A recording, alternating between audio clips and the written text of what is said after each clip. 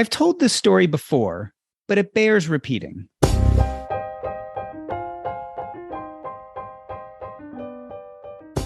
Years ago, as a primary care physician, I took care of a 40-year-old African-American man in my office. He died suddenly and unexpectedly during a routine surgery. Due to the nature of his death and my relationship with his wife, I took the unusual step of going to his funeral.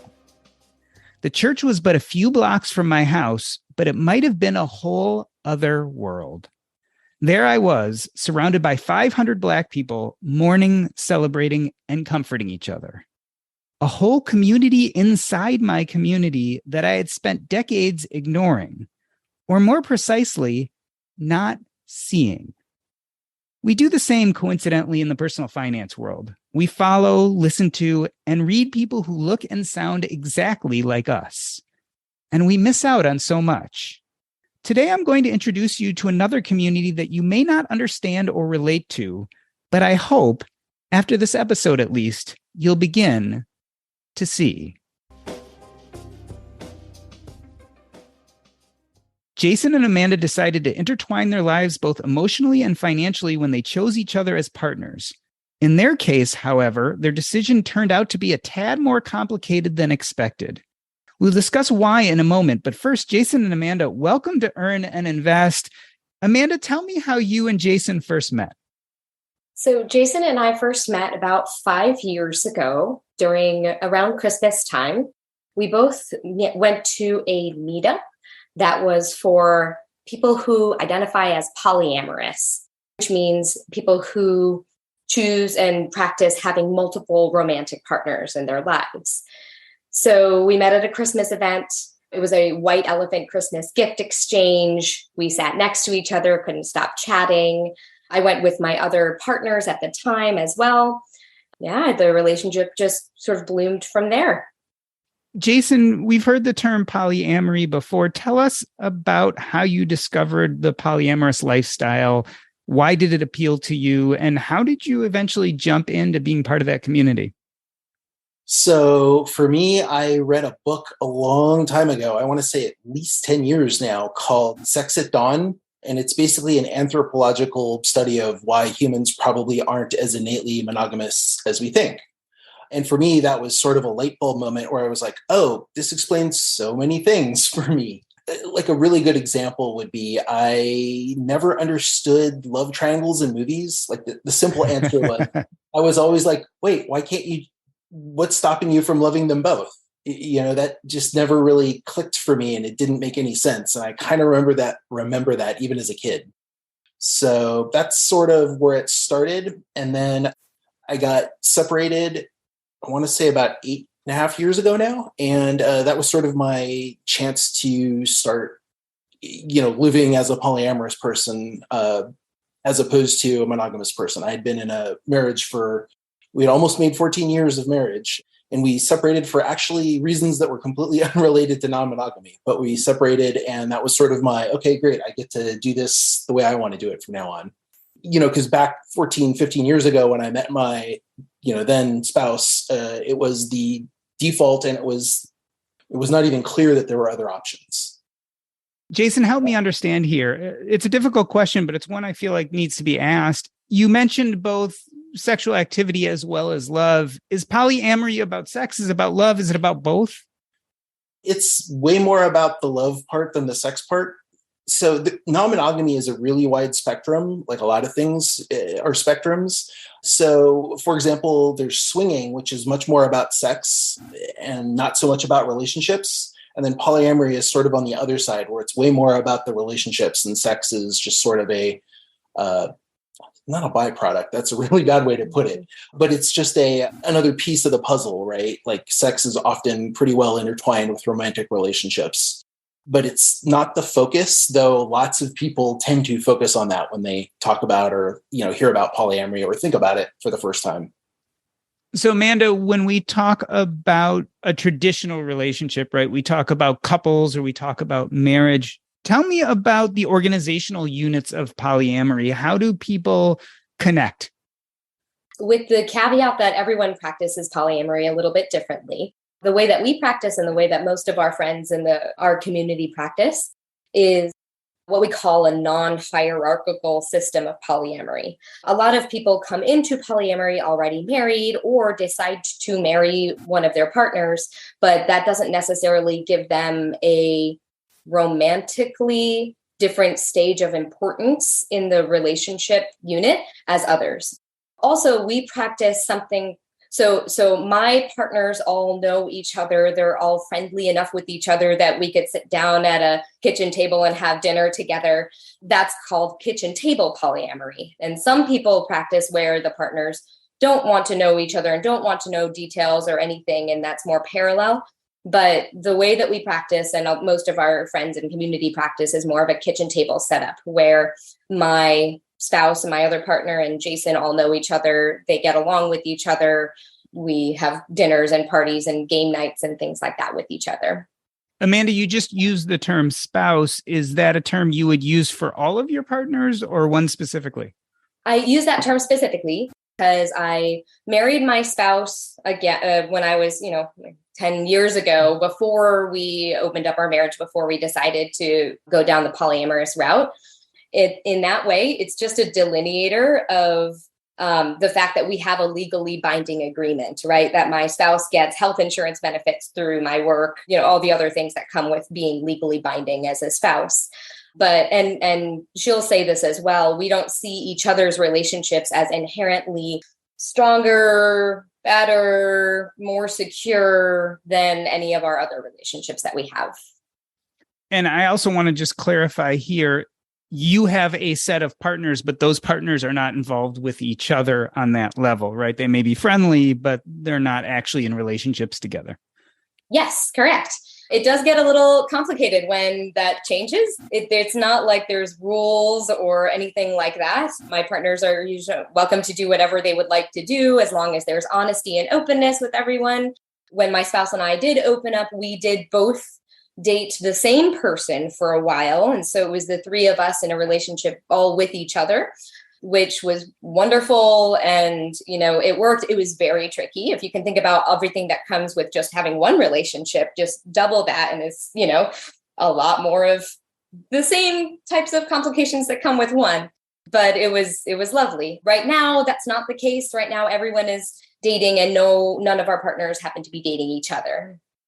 Jason, I want to talk later about some of the legal aspects and having the marriage between some partners and not, and how that plays out. But before we do, I think maybe the easiest way would be to have you both tell us about your partners. So maybe, Jason, could we start with you and tell me kind of how many partners you have and give me a little information about each of you and what your lives look like right now?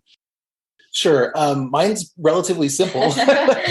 Amanda's my only partner at the moment. I've had more than one partner at a time before, as Amanda said. That can, when you double or triple up, that definitely adds some complications or, just there's extra stuff to deal with. But the only other thing I would say at this point is I have a kid, and parent-child relationship is a lot of time, energy, and investment, right?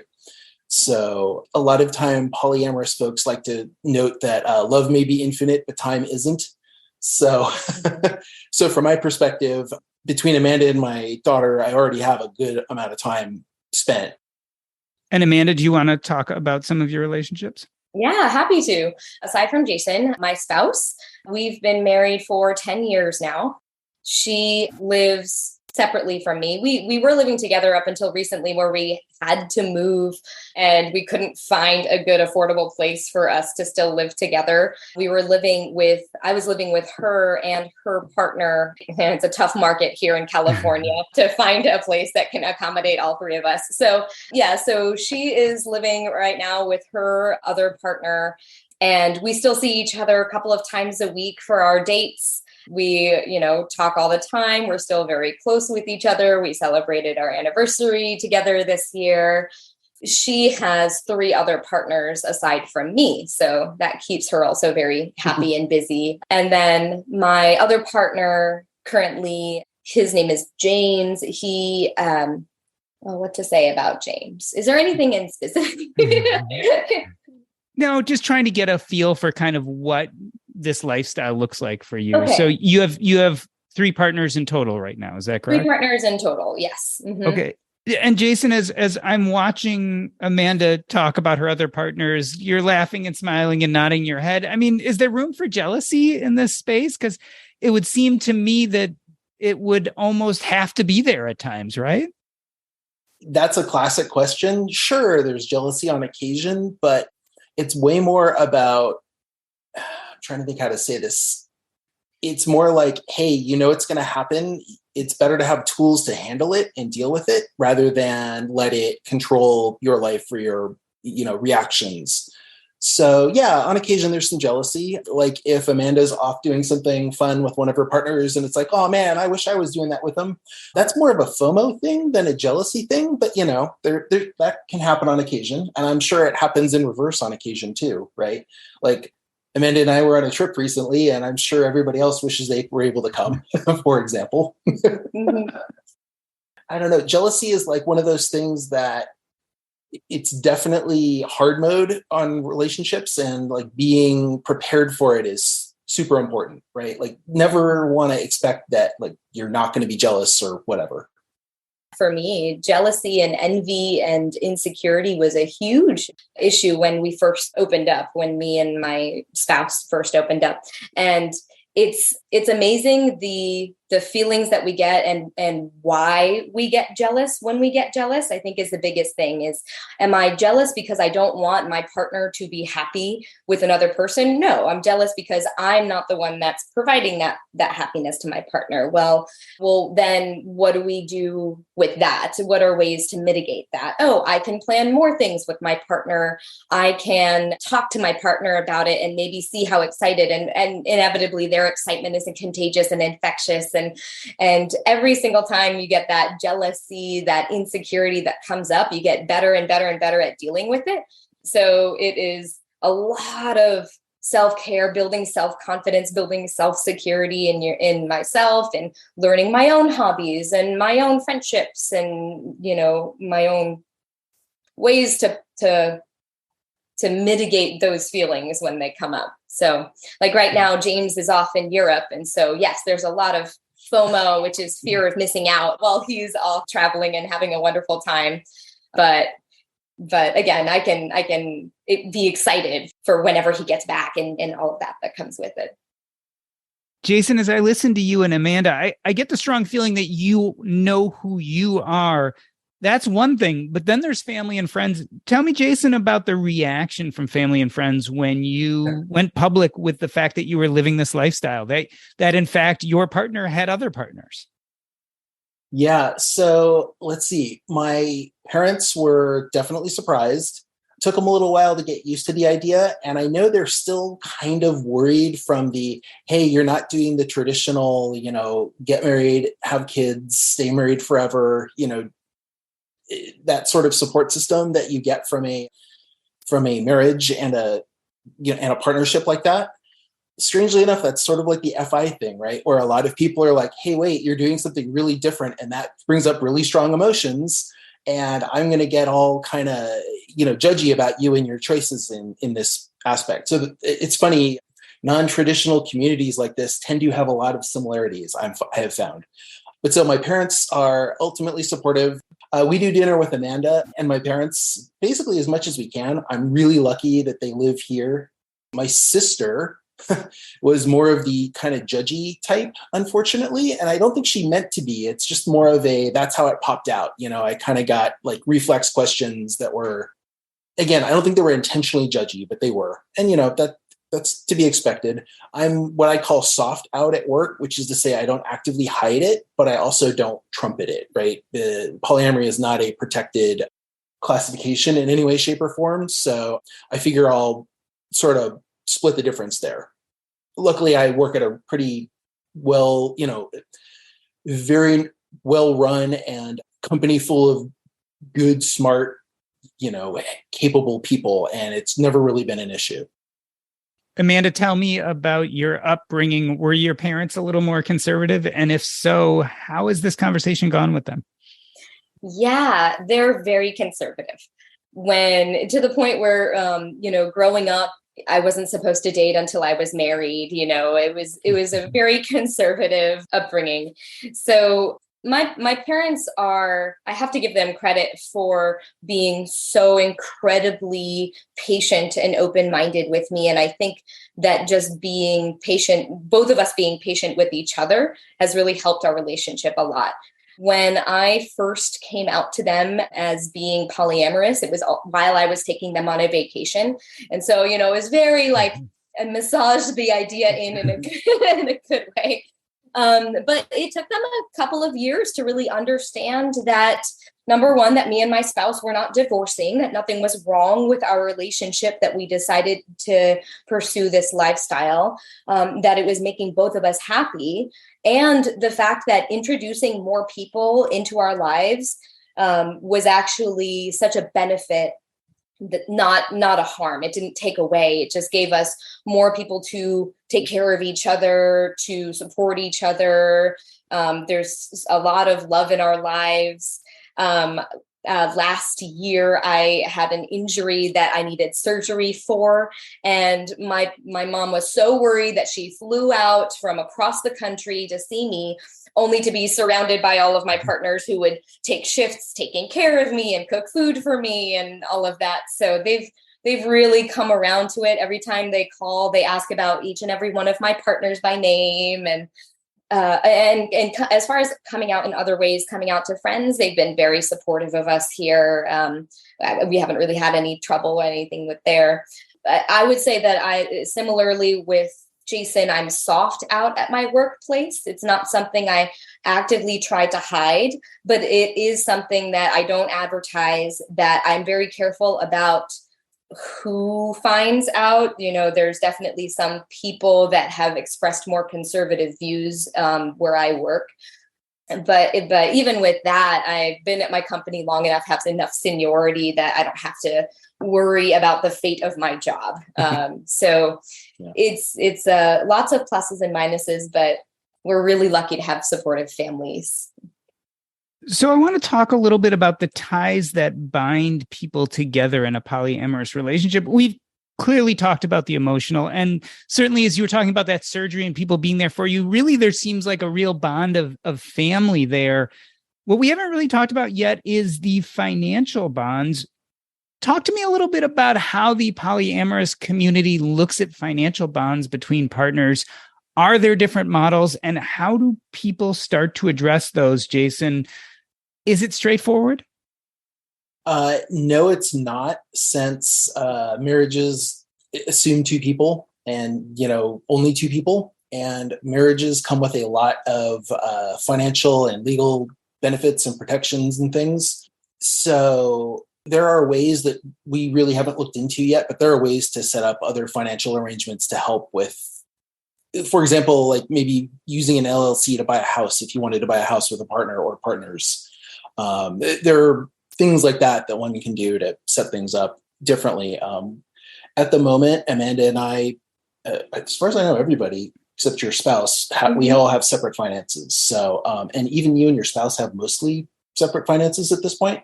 So that's one thing we haven't entwined too much. That's actually often a pretty big indicator in the polyamory world. Amanda earlier mentioned non-hierarchical, which is to say there's not like a primary partner and then secondary partners that have like lesser rights or lesser, time investments or whatever. Some people do polyamory that way. We don't. But one of the big indicators, honestly, of non-hierarchy is to have relatively separate finances amongst various partners, unless there's a really compelling reason. Like Amanda mentioned earlier, her spouse gets medical coverage through Amanda's work. Mm-hmm. That's, classic U.S. really centric problem, but definitely potentially super important. So it depends on the group, obviously, but the way we do it is pretty separate. Amanda, do you find that many people in your community do at least have a primary marriage bond with one of their partners just for those kind of financial and legal aspects that it affords them? Is that pretty accepted in your community? So I would say that there's a good amount of the community that has a spouse. I actually don't, I wouldn't say that it is for that reason specifically. I'd say that maybe it's maintained for that reason. Like a lot of people come into polyamory already married. and already having those benefits. And so maybe they maintain it for that. But I remember I was out one time and someone was asking me, well, who do you decide then who you're going to marry of all your partners? And I jokingly said, it's whoever needs the health insurance. So I think that is, the strategy. And my spouse and I have frankly had the discussion that if any of our partners were in dire straits and really needed something, like, we would have to dissolve our marriage, remarry, figure out how to do things, which, is a whole conversation. But fortunately, my spouse and I have really good communication as far as all of that is concerned. So my spouse and I at this point would not disentangle get divorced just for romantic reasons. We're staying together because we both benefit from that in a lot of ways, just legally. The only thing, Jason mentioned, as far as shared finances and responsibilities there, when we first opened up, we still had everything shared, our bank accounts and everything. And then we found, as I had my own separate relationships and as she had her own separate relationships, there were conversations about where the money was going and where it was being spent on my dates versus on her dates. And we found at that point it was much easier to just separate everything out. We each had income, so we weren't so reliant on each other. We figured out how to manage rent and utilities and all of our shared expenses. And that's made our lives much, much better since we did that. It doesn't feel like we're not as close or anything, but there is a little bit of decoupling that has to happen for that. That sort of thing works great, even if you're not polyamorous, right? Like, if you're having money issues with your spouse, it's a pretty easy, well, I wouldn't say easy, but it's a pretty good thing to consider, right? Splitting your finances a bit, right? Maybe still have a joint account for shared expenses, but having separate accounts so that you don't have to monitor each other's spending or feel like you have to, or, feel that that's happening, right? That's a really easy thing to do regardless of your relationship status, if spending or, money type things is a stressor. Mm-hmm. Amanda, talk about life insurance. How do you decide who your beneficiaries are going to be? That's a great question. Right now, my beneficiary is my spouse, just because, again, that's kind of like what we inherited into this. I think deciding on beneficiaries beyond that really depends on the strength of the relationship as it goes. There's no hierarchy, but every new relationship is different. As you're getting to know someone in your first few months of dating, obviously you wouldn't have them as a beneficiary. So at what point does any relationship get to the point where you trust that person, you care about their life and their future? So at the point that I'm at now, I've been with Kelly for 10 years, Jason for 5 years, James for 3 years. And if I could, I would choose to split it all evenly, among the three of them. But who knows? That might change. Relationships come and go. But yeah, that's that's sort of where we are now. And it's funny, Kelly and I had this discussion recently where we were talking about, well, what does the future look like? Have we thought about that? And we're both very we'll be flexible. We'll take it as it comes. We don't know what the future is going to be. It comes and goes. But yeah, that's a good question. And Amanda, at least as of now, there's no having children in these relationships, right? So no one's actively getting pregnant, et cetera, or are they? And how are you managing that financially? So by personal preference, I'm child-free, and so are all of my other partners, which makes that a lot easier. And because I don't want children and I don't have a desire to be a parent, I don't foresee that being an issue with any of my other relationships. Now, let's say my spouse's partner wants to be a parent and have kids and go forward from there. Well, they would definitely, that would change everything. But like anything in life, it's a conversation. It's, something that we would all have to sit down and talk about. But I don't see that happening. Both me and my spouse are pretty squarely in the child-free camp. And Jason, we're going to talk in a moment about financial independence and how it does or doesn't relate to your polyamorous community. But first and foremost, I just want to ask one further question. Do you think there are any economic advantages to polyamory? Is there anything that maybe serves this community more financially than everyone else? Just because we do polyamory ROA, which is everybody's living separately for the most part, doesn't mean that's the only way to do it. Like there's actually a joke that I've seen going around, monogamy in this economy, haha, right? Like there are definitely ways to share expenses, like this silly classic example, right, is like one person gets Netflix, one person gets Hulu, and one person gets Apple TV Plus, and one person gets another streaming service. That sort of thing can go all over the place. A really good example is Amanda and I often split stuff from Costco runs because, living alone, I have my kid half-time. So even 1.5 people, stuff from Costco is usually a lot. So, anything perishable especially is an easy split, right? So there's lots of weird little benefits that, that you can either, work in or that just sort of naturally occur. Yeah.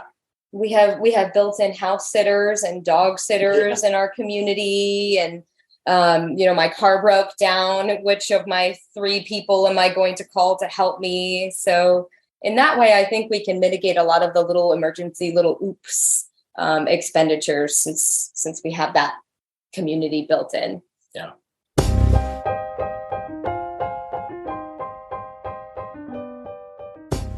We are talking to Jason and Amanda. They are part of the polyamory community, and we are discussing how they balance their finances as well as their lives. We're going to take a short break. I'm Doc G, and this is the Earn and Invest podcast.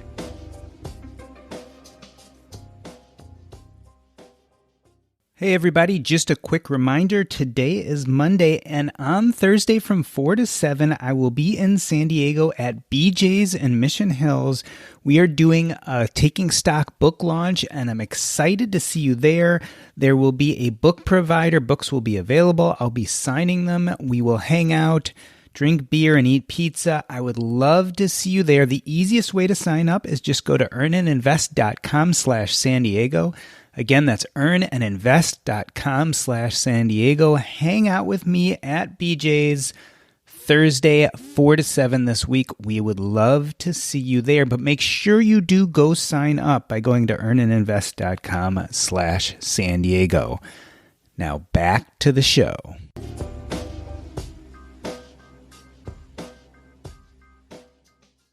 Let me reintroduce you. We are talking to Jason and Amanda, who are part of the polyamory community. They are also interested in financial independence, and we are talking about how they balance their finances as well as their lives. Jason, tell me how you discovered the financial independence community. I was really lucky.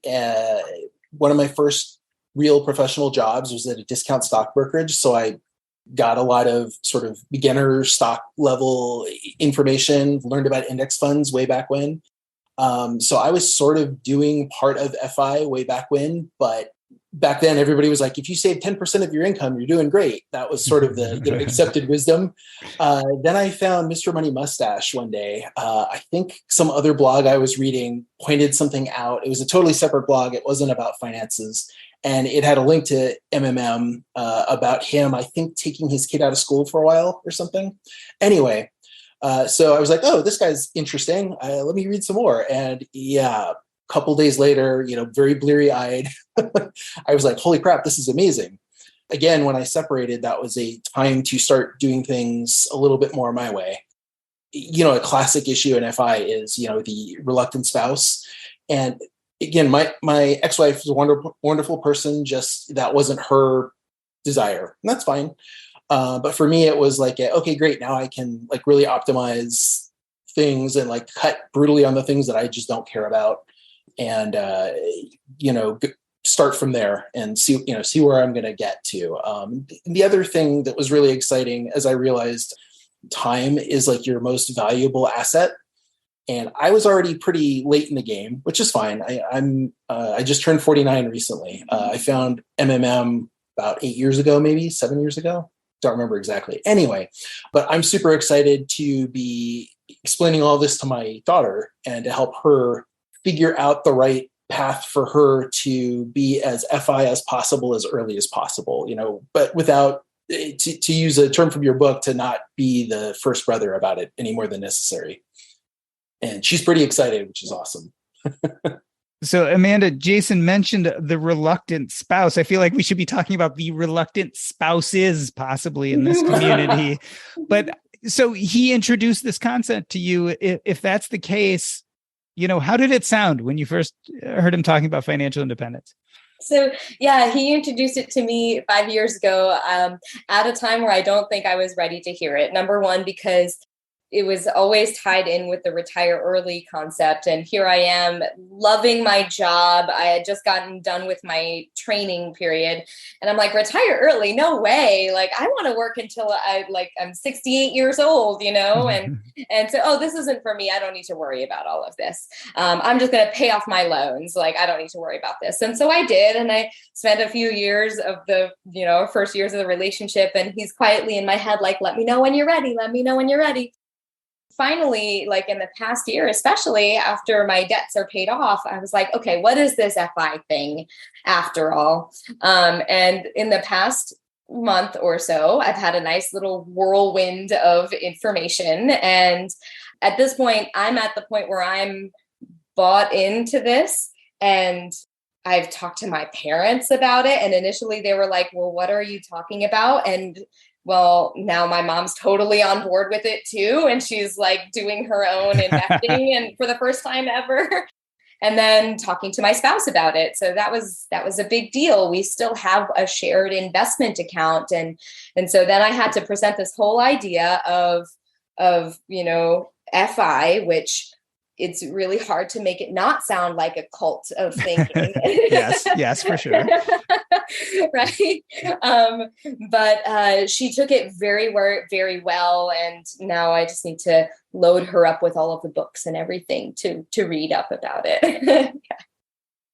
So, Jason, I could almost see you as bringing financial independence to the polyamory community. Do you see this spreading throughout the partners? I mean, so you've now told Amanda has told her spouse, maybe they start passing it on to the other partners. Do we have like a polyamory financial independence thing going on? I mean, it's entirely possible. Man, there's some jokes that could be made there, but I'm not going to go. One thing that I know FI sort of struggles with, and some of the community is more in tune with this than others, but like there can be a real privilege, like economic privilege gap between FI people and non-FI people. And there can be in polyamory as well. Like it may not be the RE part especially, but at least the concepts, right? Like the to kind of quote Paula Pant, spend less than you earn, save and invest the rest, that sort of thing. Those things make a lot of sense when you have a comfortable life, but if you don't, that can be really hard. So like, I think it's one of those things where it could definitely permeate the polyamory community, especially since we're already kind of different, right? Thinking differently, just like FI people think differently. But I could also see some potential roadblocks, or at least, places where it's going to kind of hit reality. And that's where I probably need to go educate myself a little bit more on the, how does FI work for people who aren't super high earners? How, Amanda, is the polyamory community with money in general? Can we generalize at all about how people in this community tend to look at money? Are they spendthrifts? Are they savers? Is money a conversation that people want to have in this community? I think it's probably just as diverse in the polyamory community as it is in the general community. I wouldn't say that there is a preponderance of one type. I will say that a lot of people in the polyamory community are already kind of outside the box thinkers. So there's a lot of, at least our community, there's a lot of artists, there's a lot of, writers and streamers and so who make income in really different, wonderful, creative ways. And so in that way, I think that a lot of them probably would be open to the FIRE lifestyle mindset, all of that. But as far as like high earners, low earners, it's really, and the spendthrifts versus not, I think it's pretty diverse. Mm-hmm. Jason, would the financial independence curriculum be different for the polyamory community above and beyond what it is for everyone else? I don't think it would be all that different. For example, right, as a practicing polyamorous, you really need to be good at communication to be successful. So out of the gate, at least you'll be better at discussing money-related topics, which are traditionally pretty potentially thorny, right? Depends on the relationship and the people involved and stuff. With our partners, me and Jason and me and James especially, every month we do this relationship check-in where we have like an agenda that we set of everything that's going on in our lives. And money is one of the ones that we talk very frankly about. Because like Jason said, if you're not communicating everything, then it's much harder for multiple relationships to work out. Jason, it hits me that this concentrating on communication and openness that seems to be a big part for you guys of the polyamory community really would lend itself very well to the financial independence community. This ability to meet and talk and to work through problems, I think would be very beneficial for everyone, regardless of what community you're part of. So it's very interesting for me to hear you guys talk, because I think your conflict resolution strategies are kind of at that ultra mature level. And I think we could use a lot of those kind of in our financial conversations. In fact, maybe that's part of our problem when it comes to dealing with finances, because we don't communicate on that level. Yeah. One thing I always like to say is most skills that you need for polyamory actually help regardless of your relationship structure. I mean, everybody always talks about how communication is so important in any romantic relationship, right? I think it's just that with monogamy, you have some established defaults that you can fall back to when something's unclear or ambiguous or whatever. And in polyamory, you kind of can't do that in almost all cases. And I think actually that's probably similar in FI as well, right? Like you're doing something non-standard, so you need to be better at communicating about what's going on and what your plans are. And, and one other thing that comes to mind is we talked about flexibility previously. That's really important for polyamory, but it's also pretty important for FI. We like to talk about things like the 4% rule, but it's really more of a guideline. And that assumes like you do some intelligent things rather than just mindlessly draw down 4% every single year without fail, regardless of the external circumstances, right? So being flexible, and like in this case, if you have a spouse or whatever, you'd also need to be communicating what you're going to be flexible about. I think these things can definitely help each other. Both just the skill sets for one are really important for the other. Amanda, tell me what you think is going to happen to polyamory here in the United States. Do you think it's going to spread or grow as a community?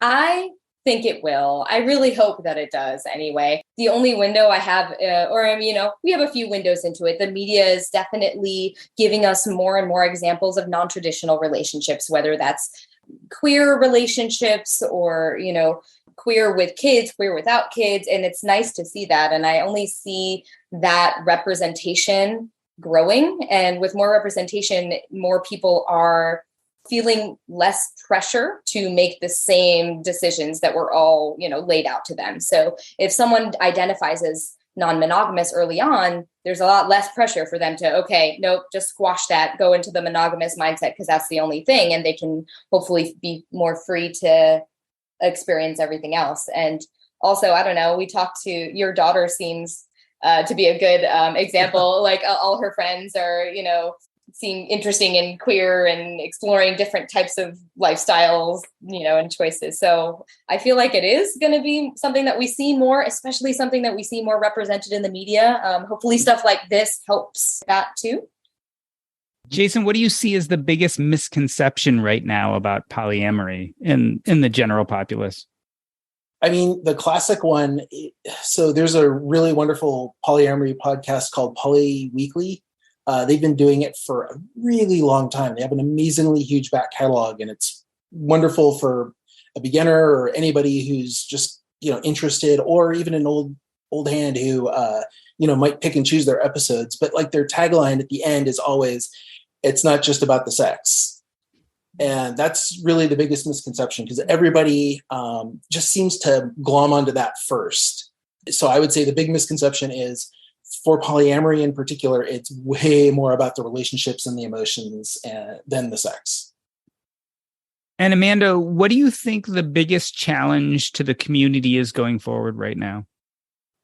I would say that it's difficult to be open. So being polyamorous, I can't have a lot of the same conversations with my coworkers that everybody else does, right? Everyone talks about their families and their kids and what they did over the weekend and their vacations and everything like that. And especially when I first started working, I felt like that was something that I had to hide and keep under wraps. And I think that's the difficulty of being polyamorous, is feeling like you're going to be judged for the lifestyle that you have and the decisions that you've made. And that pressure of judgment, feeling like you have to hide something that should be a wonderful, beautiful part of your life, that's definitely difficult. Yeah. And like I mentioned earlier, that's not a protected status. So that is definitely something you can get fired for if you're in the wrong part of the country or the wrong part of the world, or, just working for a company that doesn't like it. So I wanted to thank you, Amanda and Jason, for being on the show today. As I listen to you describe polyamory, I hear three things, right? I hear people who love each other. I hear people who are incredibly flexible and willing to adapt. And I hear people who communicate really well.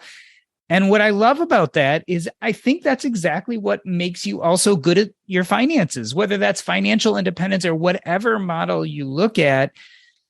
Using those qualities, you pretty much can create the life you want, and certainly create the financial life you want. And it's nice to see how these two communities come together. And as you were saying, being part of one non-traditional community probably makes it easier to be part of another. So this idea of being part of the polyamory community and then moving over and being part of the financial independence community is probably a little bit easier of a move.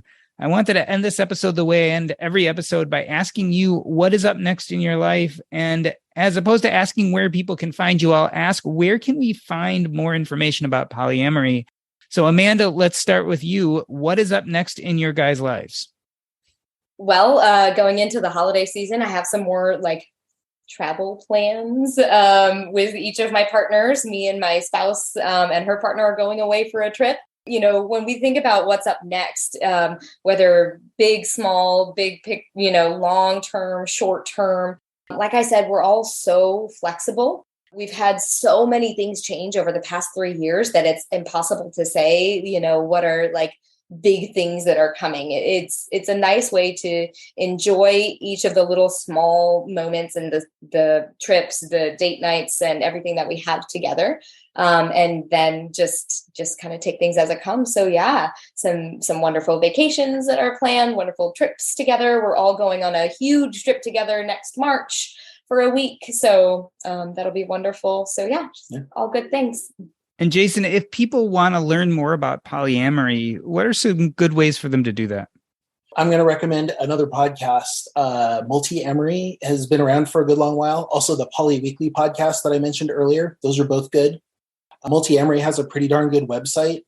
In fact, the relationship checklist that Amanda mentioned earlier, it's called a radar. I forget why the acronym is that. It's based on the software Scrum setup. But anyway, they have an article there with details about how to actually do these radars, if that sounds interesting to you.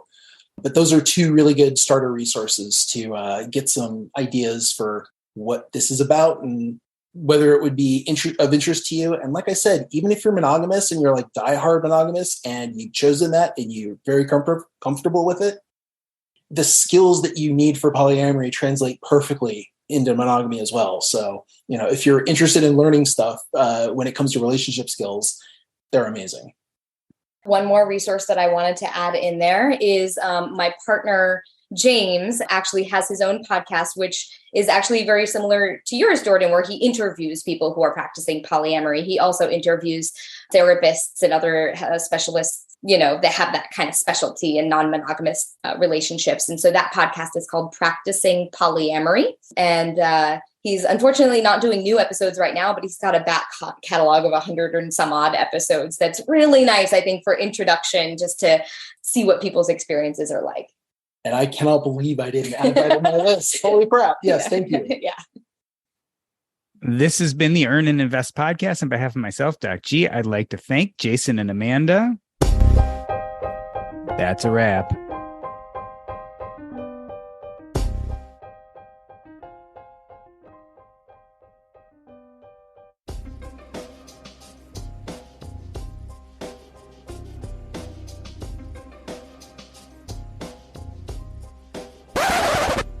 Awesome. All right. So I keep things rolling as, I really, so what I learned from this, which is something I kind of had an inkling of, but I think a lot of these skill sets you're talking about that you've learned through a practice in polyamory are just amazing for life, right? That's one, but probably also amazing for dealing with your finances and especially dealing with your spouse and finances, right? Because, I think we could use a lot of these communication skills and the ability, I was really just interested in the way you talked about jealousy. And it's really, I think that's such a big problem in people's lives, even when it's not like sexual relationship jealousy. Maybe it's jealousy of achievements, it's jealousy of lots of other things. And I'm amazed at how much there's an overlap between our, love lives and our financial lives. And so it was really interesting to talk to you guys about that, because I think you are probably very practiced at doing this right. Because you have multiple relationships, you have to be very, very careful and be very thoughtful about how you manage them. Yeah, I think conversations about money and relationships can be very similar in that they can both be very emotionally charged and vulnerable things to talk about, and loaded with judgment if you approach it the wrong way. So yeah, we have had to learn a lot about nonviolent communication, about using I statements, and practice the heck out of that, so that when we have these conversations, we're not focused on just getting our frustrations out, like, oh, why did you spend all this money on this expensive date, but we're more focused on, here's how this made me feel, how can we reach a solution, how can we compromise. So yeah, I think it is a bit of a superpower to learn that communication skill, and it definitely helps with talking about finances and planning finances too. Yeah, absolutely. Do you think the polyamory community as a whole, or is it this just you guys because you're on top of things? Yeah, we're actually the best. The best of all polyamory. Yeah, we're the standard of no. I mean, fortunately, we have all these resources to help us along the way. Yeah. So one thing I didn't mention in the main episode that I kind of meant to bring up is the overlap. The Venn diagram of nerd and polyamory is there's a lot of overlap there, and nerds like to learn about new things. So sometimes. Yeah, that sort of training, I don't know, inclination is probably a better way to say it. That tends to help a lot, right? Yeah, we've read the books, we've listened to the Polyamory podcast. Exactly. And worked on it. Yeah, literally when I started, my first thing wasn't get on the dating apps. It was go read some books and figure out WTF this actually is and how to do it without just completely crashing and burning, out of the gate. That was sort of my starter. Do a lot of people crash and burn? I mean, do you see people come in and out and say, oh boy, I can't handle this? Like they come in and they think they can handle it and they can't? Oh yeah. There's plenty of there's a common phrase in polyamory, which is something along the lines of relationship troubles. Let's solve it by adding more people. Yeah, yeah, people definitely crash and burn going into it for the wrong reasons. And there's another post, and I'm going to get the exact details wrong, but if you Google the gist of it, you'll probably find it. It's called something like the single biggest mistake you make in opening up your relationship. And the basic thing is not doing some basic research and learning the common pitfalls that most new couples, especially couples opening up, run into. So, yeah. I mean, I think a lot of people mistake it for what you were saying, which is swinging, which is opening up yourself sexually, versus you guys are talking about very different. You're talking about not only physically, but emotionally actually creating these, in a sense, equal partnerships, and you may have multiple of these equal partnerships. And that's a whole different thing than saying, hey, we want to have a little fun or we want to let someone else into our relationship. And I think people misconstrue that quite a bit. Yeah, definitely. And I mean, getting to know you two, that would not compute of your personality. And when I know of you, that, it hits me as a completely different thing. I guess as you qualified it as nerdy. I feel like you guys are my people, right? We're all kind of nerdy. We like to read about things. We're interested in finances. And so it definitely wouldn't be my conception coming into this, right? Until I met you and knew you, I would definitely be way on the other side. So I could imagine there are some people who are trying to enter this community who don't really understand what it is at all. Yeah. Yep, absolutely. And it's just like anything. If you do the work and kind of figure it out and do it the right way, then I guess that's the same with FI too. If you just start investing willy-nilly in things that, don't make sense or, right, exactly. Right. There's a lot of pitfalls that you can fall into no matter what. Yeah. Well, I do also think that you guys have a lot to add to the financial independence world in the sense of conflict resolution and open communication about finances, because I suspect that you guys are, on that samurai ninja level of being able to do that versus the rest of us probably are a little bit more at the novice level. And how that can translate into financial conversations is just so obvious and clear, right? Yeah, right, definitely. well. Although I will say, I try very hard not to have a swelled head about it. I always figure there's more to learn, or it could always be better, right? Like I like to try to come at it with the beginner's mindset as opposed to I already know all this. That's usually a recipe for falling flat on your face. Disaster. Yeah. Yeah. Yes. Generally speaking. Yeah. Right. Yeah. Right. Well, this was a fantastic conversation. I'm so glad you guys were willing to do this.